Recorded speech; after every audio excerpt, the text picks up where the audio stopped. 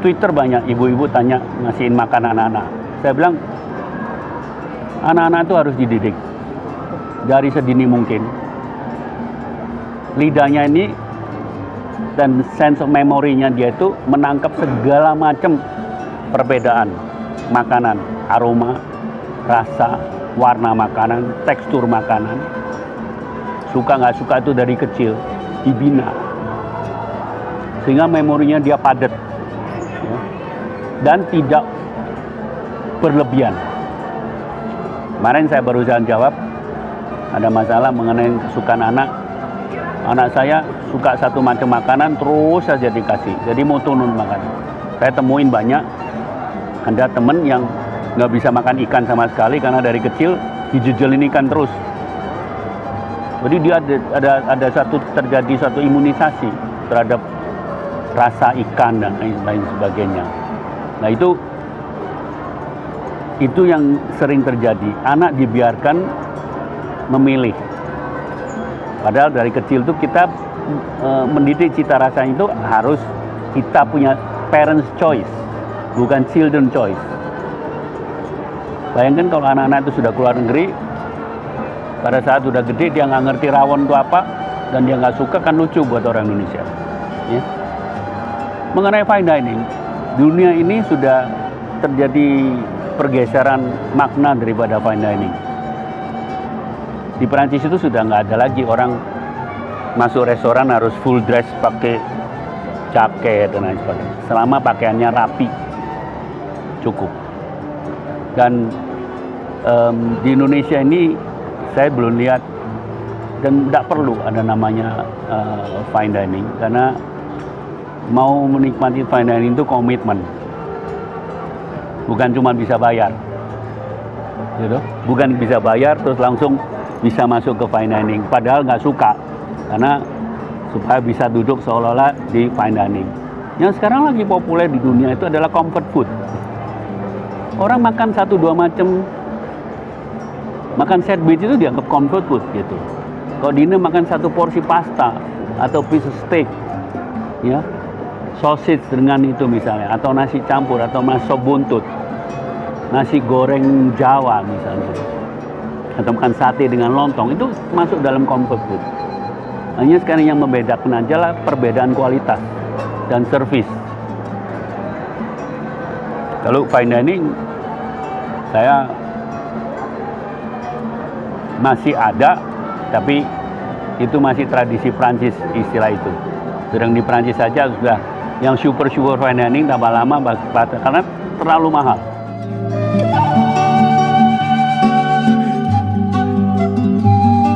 Indonesia tidak kenal.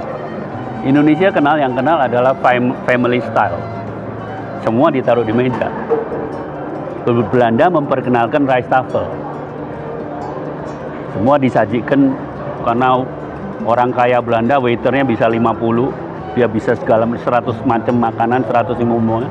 Kalau sekarang kita masuk pada area untuk formal dinner buat Indonesia yang sekarang yang mulai saya canangkan bersama dengan Deplu, masuk ranah ke food diplomacy, itu formatnya harus macam-macam.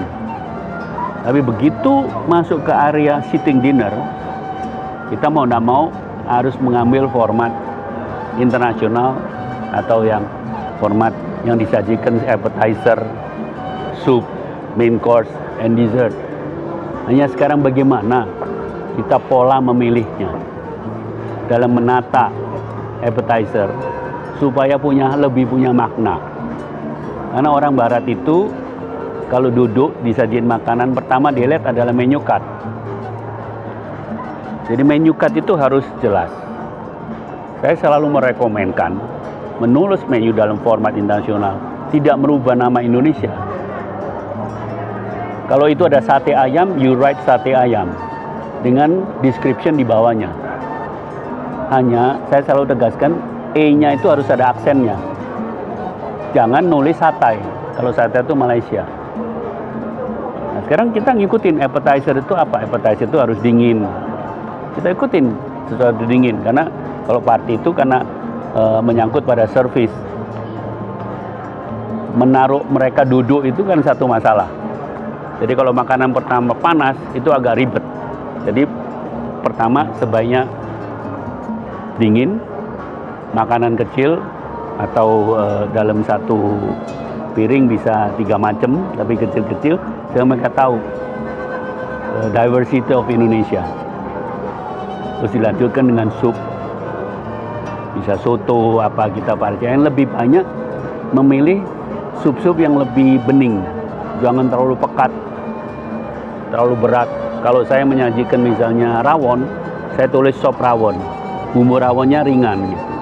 Jadi warnanya hitam, eksotik buat mereka. Nah, tentang main course-nya nanti kita yang tentukan bahwa itu mengacu pada versi Nusantara, ya. Tapi yang signature yang harus kita pertahankan itu adalah tumpengnya. Kerucut itu adalah begitu lihat itu harus sudah identitas Indonesia gitu. Itu harus kita ciptakan. Menyajikan mewakili Indonesia, makan Indonesia, nasinya harus kerucut. Kalau nasinya itu harus 3 macam, merah, kuning, putih, jadikan 3 layer, dicetak. Itu signature. Dan itu tidak diganti namanya nasi tumpeng gitu, dengan penjelasan. Nah, versi-versi itu bisa dirubah ke yang orang sekarang bilang suka mengatakan fusion.